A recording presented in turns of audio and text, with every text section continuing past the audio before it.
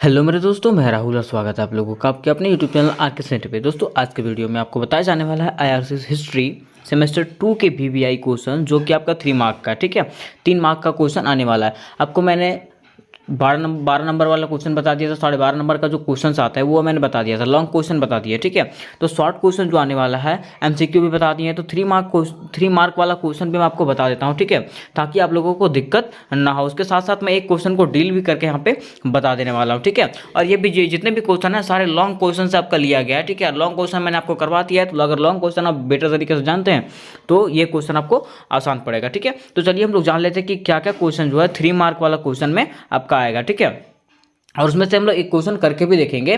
और इसके पहले अगर आप लोग वीडियोस नहीं देखे होंगे, वीवीआई क्वेश्चन जो है लॉन्ग क्वेश्चन का, अगर वीडियोस नहीं देखे होंगे तो डिस्क्रिप्शन में लिंक डाल दिया जाएगा, वहां से आप लोग सारे वीडियोस को जाकर के देख सकते हैं, ठीक है। तो चलिए जानते हैं कि क्या क्या क्वेश्चन इसमें से आपको पूछा जा सकता है 3 मार्क वाला में, ठीक है।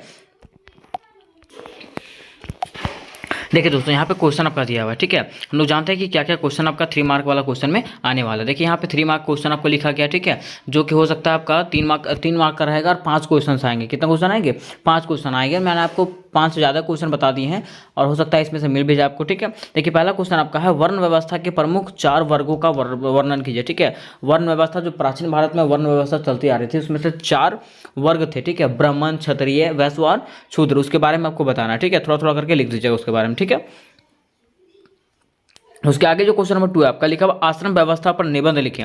आश्रम व्यवस्था क्या है, इसके बारे में आपको बताना है कि आश्रम व्यवस्था कब चलता था, ठीक है। तो प्राचीन भारत में हम लोग जैसे जानते हैं, पहले के जो लोग थे वो आश्रम में जाकर के पढ़ते थे, ठीक है। तो उसके बारे में आपको बढ़िया से बता देना, ठीक है। उसके बाद लिखा हुआ, पुरुषार्थ पर प्रकाश डालें। पुरुषार्थ क्या है, इसके बारे में आपको क्या करना है, प्रकाश डालना, बेटर तरीके से बता देना, ठीक है, कि पुरुषार्थ किसको कहते हैं हम लोग, ठीक है।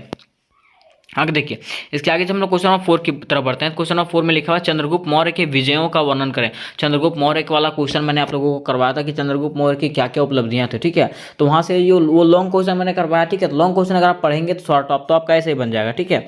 तो इसलिए जरूरी है कि लॉन्ग क्वेश्चन पढ़ना नेसेसरी है, ठीक है। लॉन्ग क्वेश्चन अगर आप पढ़ेंगे शॉर्ट क्वेश्चन आपका ऐसे ही बन जाएगा, ठीक है।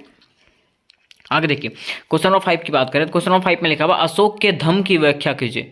कि अशोक की धम्म की व्याख्या कीजिए। जो क्वेश्चन मैंने आपको करवा दिया है, तो वो क्वेश्चन आप लोग जाकर के वीडियोस में देख सकते हैं। आगे मैं क्वेश्चन नंबर 6 की बात करूँ अगर, तो लिखा हुआ, कनिष्क की उपलब्धियां, कनिष्क की उपलब्धियों का वर्णन करें। देखिए ये 3 मार्क का क्वेश्चन है। कितना? 3 मार्क का क्वेश्चन है, 3 नंबर का क्वेश्चन है। तो ज़्यादा से ज़्यादा आपको 2 पेज लिखना है, ठीक है। 2 से 2.5 पेज लिखना है, उससे ज़्यादा लिखना नहीं है, ठीक है। और 2 से अगर 2.5 पेज आप लिख देते हैं तो वो एग्जामिनर जो है चेक करने वाला जो है वो आपका नंबर कभी भी काटेगा नहीं। लेकिन आपको बढ़िया तरीके से लिखना है, सजा करके लिखना है, ठीक है। दोनों पेन का प्रयोग कीजिएगा, ब्लैक और ब्लू, ठीक है। ताकि और जो हेडलाइन रहेगा उसको हेडलाइन कर दीजिएगा, ताकि उसको लगे कि बोल हाँ ये स्टूडेंट के पास ज्ञान है इसका, ठीक है। आगे अगर क्वेश्चन नंबर 7 की बात करें, लिखा हुआ है, वेद के प्रकारों का वर्णन करें। कि वेद हम लोग किसको कहते हैं और वेद कितने प्रकार के होते हैं, इसके बारे में क्या करना आपको वर्णन करना, ठीक है। तो ये बता दीजिएगा आप लोग। आगे अगर हम लोग क्वेश्चन नंबर 8 की बात करें, लिखा हुआ, पल्लवन की संस्कृति का वर्णन करें। मतलब पल्लवों है यहाँ पे, ठीक है। पल्लवों की संस्कृति का वर्णन करें। ये क्वेश्चन मैंने आपको खुद से छाट के दिया, ठीक है।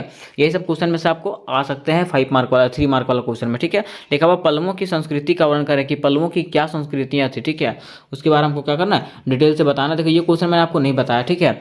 और हो सकता है अगर मुझे टाइम मिले तो मैं ये क्वेश्चन बता दूंगा आपको। आगे देखिए, क्वेश्चन नंबर 9 की बात करें। क्वेश्चन नंबर 9 में लिखा हुआ, मगध साम्राज्य का उत्थान। मगध साम्राज्य का उत्थान। कि मगध साम्राज्य का उत्थान कैसे हुआ, ठीक है। किस प्रकार से वहाँ के कौन सा शासक था जो मगध साम्राज्य का उत्थान किया, जिसके बारे में ये क्वेश्चन भी मैंने आपको करवा दिया, ठीक है। लॉन्ग क्वेश्चन में करवाया मैंने, जैसा कि आपको बताया कि अगर आप लॉन्ग क्वेश्चन बेटर तरीके से जान जाते हैं तो शॉर्ट क्वेश्चन आपका खुद से ही बन जाएगा, ठीक है। तो लॉन्ग क्वेश्चन नेसेसरी है कि उसको जाकर के आप जरूर से जरूर देख लें, ठीक है। अब देखिए क्वेश्चन नंबर 10 की बात करें। क्वेश्चन नंबर 10 आपका क्या लिखा हुआ है कि अभिलेख किसे कहते हैं। क्या लिखा हुआ दोस्तों? अभिलेख किसे कहते हैं, ठीक है। और आज की वीडियो में हम लोग यही जानने वाले हैं कि अभिलेख हम लोग किसको कहते हैं। क्या जानेंगे कि अभिलेख किसको कहते हैं, ठीक है। तो अभी चलिए हम लोग जानते हैं थोड़ा सा कि अभिलेख किसको कहते हैं। ये 5 मार्क का क्वेश्चन में, आपका 3 मार्क का क्वेश्चन में आ सकता है, ठीक है।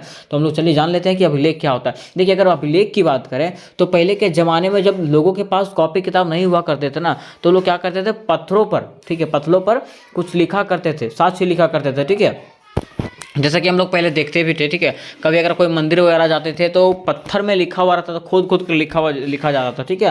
ताकि आने वाली जो पीढ़ी है उसको पता चल सके यहाँ के सामाजिक, आर्थिक, ठीक है, यहाँ के बातों के बारे में पता चल सके, है ना। तो उसी को क्या कहते हैं, अभिलेख कहते हैं। अब देखिए इसका परिभाषा आपको बताना पड़ेगा। जिसका परिभाषा कैसे बताना है आपको, इसका परिभाषा देखिए यहाँ पे बताया गया आपको कि अभिलेख पत्थर अथवा धातु जैसी अपेक्षाकृत कठोर सतहों पर उत्कीर्ण किए गए पाठन सामग्री को कहते हैं। ठीक है, अभिलेख हम लोग किसको कहते हैं? अभिलेख जो है ना पत्थर अथवा धातु जैसे कुछ जो है ना कठोर चीज़ों पर, कठोर सतहों पर जो खुदाई करके बनाया जाता था, ठीक है, और जो उसको पढ़ा जाता था उसी को क्या कहते हैं हम लोग? अभिलेख कहते हैं। मतलब अभिलेख कहाँ बनता था? तो पत्थरों पे बनता था तथा कठोर सतहों पर बनता था। ठीक है, जहाँ से लोग उसके बारे में पढ़ सके, उसके बारे में जान सके, कुछ चित्र वो छाप दे देते थे। ठीक है, ताकि वहाँ के बारे में लोगों को पता चल सके।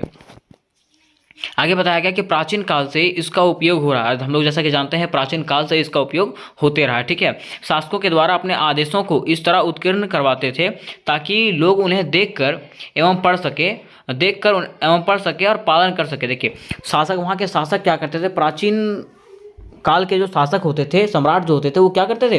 पत्थरों पर ये चीज़ लिखवाते थे। ठीक है, ताकि वहाँ के जो लोग हैं ना उसको समझ पाए, ठीक है, पढ़ पाए, ठीक है, और उनके आदेशों को पालन कर सके। वहाँ पे उसमें आदेश भी लिखा करते थे, है ना, ताकि लोग जो है उसके आदेशों का पालन कर सके। ठीक है, आगे बताया गया कि आधुनिक युग में भी इसका उपयोग हो रहा है। जैसा कि हम लोग जानते हैं कि अभी भी जो है इसका साक्ष्य बहुत जगहों पर मिला है ना, तो इसका उपयोग अभी भी हो रहा है। ठीक है, किसका? आपका अभिलेख का। ठीक है, आगे देखिए अब हम लोग जानेंगे ना इसका कि महत्व। ठीक है, कि अभिलेख का क्या क्या महत्व है, क्योंकि आपको 3 मार्क का क्वेश्चन देगा, तो आपको मैंने बताया कि 2 से 2.5 पेज लिखना है। ठीक है, या तो 2 पेज कम से कम लिखना है ना, तो 2 पेज में आपको क्या क्या लिखना है, तो ये पेज तो आपके 1 पेज हो सकता है। ठीक है, अब आगे देखिए इसका महत्व के बारे में जानेंगे कि अभिलेख का क्या क्या महत्व है। ठीक है, अभिलेख के महत्व को भी लिख देंगे। तो अभिलेख क्यों यहाँ पर बनाया जाता है? ठीक है, तो देखिए बताया गया कि प्राचीन काल में कागज़ नहीं होता था, अभिलेख क्यों लिखा जाता था आखिर, है ना, तो उसके पीछे कारण क्या था कि प्राचीन काल में कागज़ नहीं होता था। जैसा कि हम लोग जानते हैं कि पहले के समय में कागज़ होता था, क्या कागज़ नहीं होता था। ठीक है, इसलिए वहाँ के राजा जो थे पत्थर व धातु पर अभिलेख लेकर अपने इतिहास को अस्तित्व प्रदान करते थे। मतलब देखिए होता था क्या कि जैसे मान लीजिए पहले किताब कॉपी तो नहीं रहता था, है ना, तो वो लोग वहाँ के जो राजा जो है ना क्या करते थे? पत्थर या धातु पर, ठीक है, क्या करते थे? अभिलेख लिखवाते थे। ठीक है, वहाँ के लेख लिखवाते थे, वहाँ अपने बारे में लिखवाते थे, है ना, ताकि यहाँ के लोगों को जो है ना, अगर इतिहास उन लोगों को जाने तो इसके बारे में पता चल सके, इसका साक्ष्य मिल सके लोगों को। ठीक है, इसलिए कौन करवाए थे? यहाँ के शासक ने ये सब चीज़ करवाया था। ठीक है, देखिए बताया गया कि वे जो है अभिलेखों मतलब पत्थरों पर अभिलेख इसलिए लिखवाते थे ताकि वहाँ के लोग जो हैं आगे भी इसको देख सके और पढ़ सके। अब आने वाले समय के जो लोग हैं उसको देख सके और पढ़ सके, प्राचीन इतिहास के बारे में जान सके। ठीक है, इसलिए अभिलेख लिखाया जाता था। आगे देखिए उसके बाद करें दूसरा महत्व का, तो बताया गया है कि अभिलेखों से ही हमें प्राचीन भारतीय इतिहास की जानकारी प्राप्त, जैसे कि हम लोग जानते हैं अभिलेख से ही हमें क्या होता है? प्राचीन भारतीय इतिहास की जानकारी प्राप्त होती है, और उस समय के राजाओं की तिथि और कार्य का वर्णन मिलता है। और उस समय अभिलेख से हमको क्या मिलता है कि राजाओं का तिथि, है ना, और लोग क्या क्या कार्य करते थे उसके बारे में हम लोग को वर्णन मिलता है अभिलेख से। ठीक है, अभिलेखों से राजनीतिक, सामाजिक, आर्थिक और सामाजिक जीवन की जानकारी है। ठीक है, और अभिलेख से ही हम लोग को ना उन लोगों के राजनीतिक जीवन, आर्थिक जीवन, सामाजिक जीवन, किस प्रकार से वो लोग जीवन जीते थे उसके बारे में हम लोग को पता चलता है कि उन लोग किस अंधेरे में जीते थे, कि कैसे जीते थे। ठीक है, उसके बारे में हम लोग को पता चलता है। ठीक है, किसके माध्यम से? अभिलेख के माध्यम से। ठीक है, आगे देखिए पॉइंट नंबर 3 में बताया गया है कि अभिलेख में महाकाव्य और प्रमुख लोगों का क्रियाकलाप, उनकी उपलब्धियां और विजय, राज प्रशासन, धर्म आदि की जानकारी अभिलेख में जो है ना महाकाव्य, ठीक है, बड़े बड़े ग्रंथ जो होते हैं महाकाव्य के बारे में, ठीक है, उनके क्रियाकलापों मतलब उनके क्या क्या कार्य थे उनके बारे में, धर्म के बारे में या आदि प्रशासन के बारे में, ठीक है, उनके विजय के बारे में और प्रशासन, वहाँ के राज व्यवस्था के बारे में हम लोग को क्या मिलता है? जानकारी मिलता है। किससे? अभिलेख से। ठीक है, बताया गया कि संपदा में सर्वाधिक महत्वपूर्ण अभिलेख है। अगर संपदा की बात करें, जैसे खनिज संपदा की बात करें, तो वहाँ पे सबसे अधिक महत्वपूर्ण क्या था? अभिलेख था। ठीक है, ये अभिलेख पाषाण स्तंभ, ताम्रपत्र, दीवारें, मुद्राएं एवं प्रतिमाएं पर खुदे हुए मिलते थे। ये अभिलेख जो है ना पाषाण मतलब पहाड़ों पर, ठीक है, पत्थरों पर लिखे हुए मिलते थे, ताड़पत्रों पे लिखा हुआ मिलते थे, दीवार जहाँ पे कठोर चीज़ होता है उस पर लिखा हुआ मिलता था। ठीक है, मुद्रा सिक्कों पर मिलता था। ठीक है, और प्रतिमाएं, मूर्तियां जो थी ना उस पर वो लोग खोल करके लिख देता था। ठीक है, और छाप देता था ताकि यहाँ के लोगों को जो है ना इसके बारे में जान सके। ठीक है, आने वाली पीढ़ी इसके बारे में समझ सके। ठीक है, यहाँ तक आपका खत्म होता है कि हम लोग किसको अभिलेख कहते हैं। इतना ही, बस आपको इतना ही लिखना है, ठीक है। और इसी में आपको जो है 3 नंबर पक्का का पक्का मिल जाएगा, ठीक है। तो मैं उम्मीद करता हूँ कि ये क्वेश्चन आप लोग को बढ़िया समझ में आ गया होगा। अगर इस प्रकार का क्वेश्चन आपको पूछा जाता है तो आप बढ़िया तरीके से बना सकते हैं, ठीक है। और ये क्वेश्चन में अगर कहीं आपको प्रॉब्लम होगा तो मुझे कमेंट करें कि सर ये क्वेश्चन में प्रॉब्लम है, ये क्वेश्चन बताते, तो मैं आपको क्वेश्चन को सॉल्व करने का प्रयास करूँगा, ठीक है। तो मिलता है नेक्स्ट वीडियो में, तब तक के लिए जय हिंद, जय भारत।